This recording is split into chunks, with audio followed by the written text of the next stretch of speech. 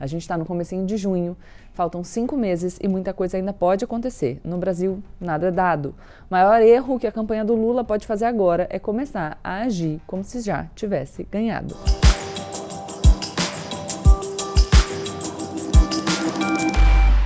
Olá, pessoal! Como eu sempre digo, a partir de agora, menos emoção, mais razão. Aproveita, deixa seu like, se inscreve no canal e compartilha esse vídeo com seus amigos. No vídeo de terça-feira, eu tava meio desanimada, vocês perceberam. Eu sei que vocês também estão.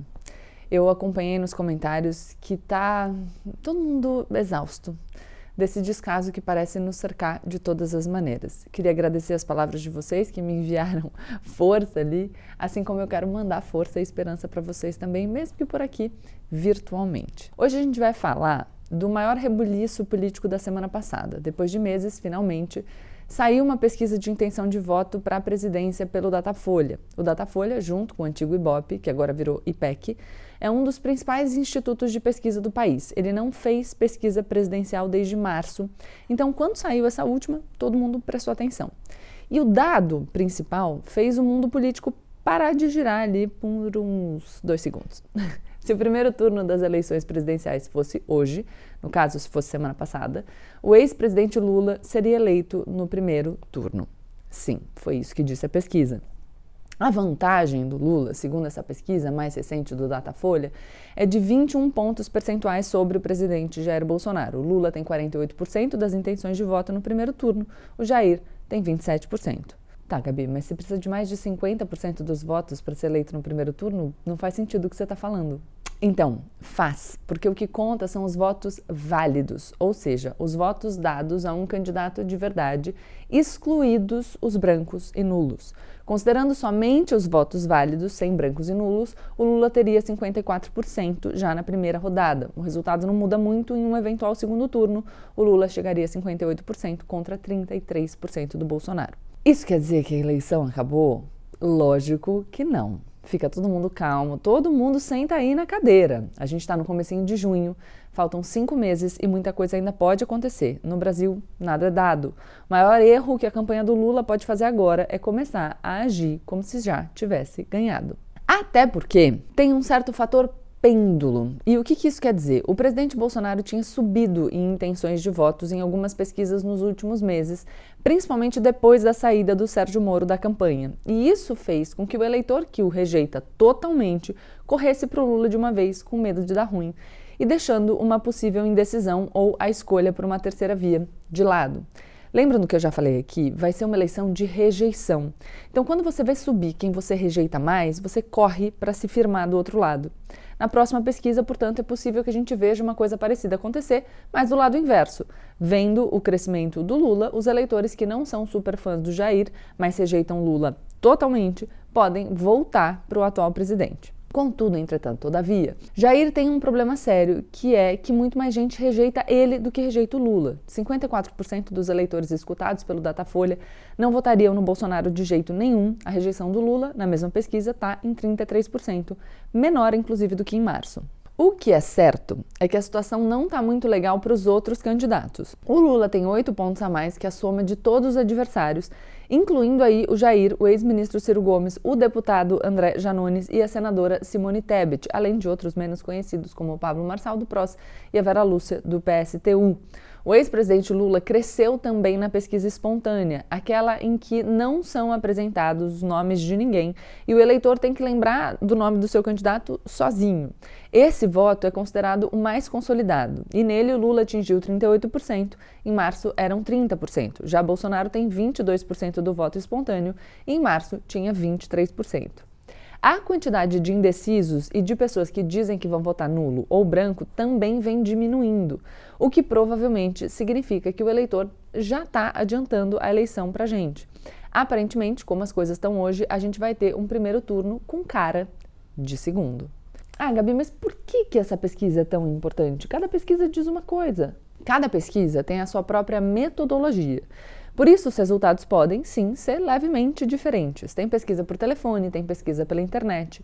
A do Datafolha é feita na rua, com um entrevistador de pranchetinha. Qualquer tipo de eleitor pode estar andando na rua. No entanto, tem gente que não tem acesso ao telefone ou acesso à internet. Entenderam a diferença? Só que assim, também nem todo mundo para uma pesquisa presencial, certo? A Cila Schumann, que é vice-presidente do Instituto Ideia e entende muito de metodologia, explicou no Instagram dela esses dias que essa pesquisa do Datafolha tende a pegar um pessoal de uma faixa de renda um pouco mais baixa. Enfim, de qualquer forma, leves diferenças à parte, todas as pesquisas são unânimes. A campanha do Bolsonaro está em apuros e a de Lula está crescendo. Contra fatos, não há argumentos. É assim que dizem por aí, não é? E quem fica bravo com isso, vá brigar com os eleitores, tá? O Instituto de Pesquisa só apura e eu só relato o resultado, ok? Ô, produção, vocês conseguem colocar aqui o gráfico elaborado pelo jornal Estado de São Paulo, agregando os dados de todas as pesquisas? E pesquisas feitas desde o final do ano passado, tá? Por favor. Vocês podem estar se perguntando, se o cenário parece estar consolidado, por que diabos vão pipocando novos candidatos à presidência da República? Por que tem gente que ainda não desistiu? O Moro já jogou a toalha, o Dória também, o Eduardo Leite saiu, Mandetta também. Por que é que tem uma galera que insiste? Então, a pressão sobre a campanha do Ciro Gomes está muito grande. O Ciro não sai do lugar nas pesquisas há alguns meses e o seu partido, o PDT, está com medo de gastar uma grana alta numa campanha presidencial sem chance de ganhar. Tem muito candidato do PDT ao Congresso e nos estados preferindo que o Ciro desista e que os recursos do partido sejam usados em campanhas que possam, de fato, ser vitoriosas. Outra pressão enorme sobre o Ciro é a do voto útil. O voto do Ciro, por ser um candidato de esquerda no segundo turno, iria quase todo para o Lula. Se o eleitor cirista decidir fazer um voto útil no Lula logo no primeiro turno, ele pode ser a diferença para fechar essa fatura. Eu já estou antecipando aqui o pessoal do Ciro bravo comigo, mas a vida é isso, gente, eu tenho que relatar as coisas. A gente sabe que uma das estratégias eleitorais do Bolsonaro é descredibilizar o processo eleitoral. Ele faz isso todo dia e vai repetir na hora H. Só que tem muita gente pontuando que se o resultado da eleição presidencial for decidido no primeiro turno, junto com a eleição de todos os outros deputados federais, senadores, deputados estaduais e muitos governadores,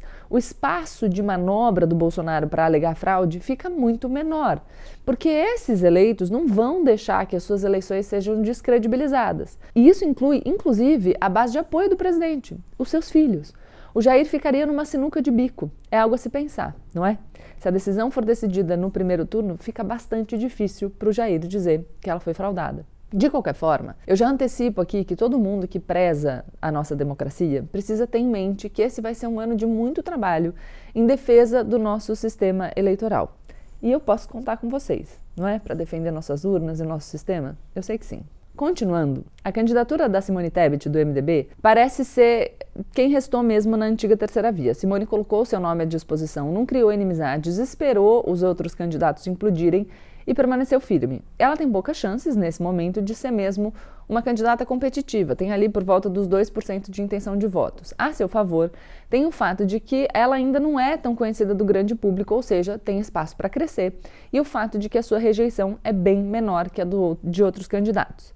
Outro motivo para a manutenção da candidatura da Simone Tebet é o interesse do seu partido, o MDB. Vocês sabem que existe uma emenda constitucional, a 117, que obriga os partidos políticos a destinarem no mínimo 30% dos recursos públicos para a campanha eleitoral às candidaturas femininas, certo? Uma eleição para presidente custa tão caro que a campanha da Simone pode ajudar bastante a cumprir a cota para o MDB, deixando o partido mais livre para distribuir dinheiro para os outros candidatos de sempre.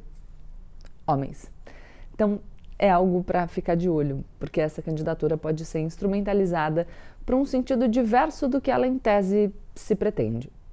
Já o Luciano Bivar, presidente do União Brasil, lançou a sua pré-candidatura ao Palácio do Planalto sem tanta pompa. Primeiro, o partido tinha entrado num acordo para lançar um candidato comum com PSDB, Cidadania e MDB, mas depois ele saiu desse arranjo para voar solo. Mas por que lançar um candidato meio tampão, meio sem graça? O União Brasil nasceu da junção do DEM com o PSL, fundando uma grande bancada no Congresso Nacional. Com essa grande bancada, vem uma enorme fatia dos fundos eleitoral e partidário.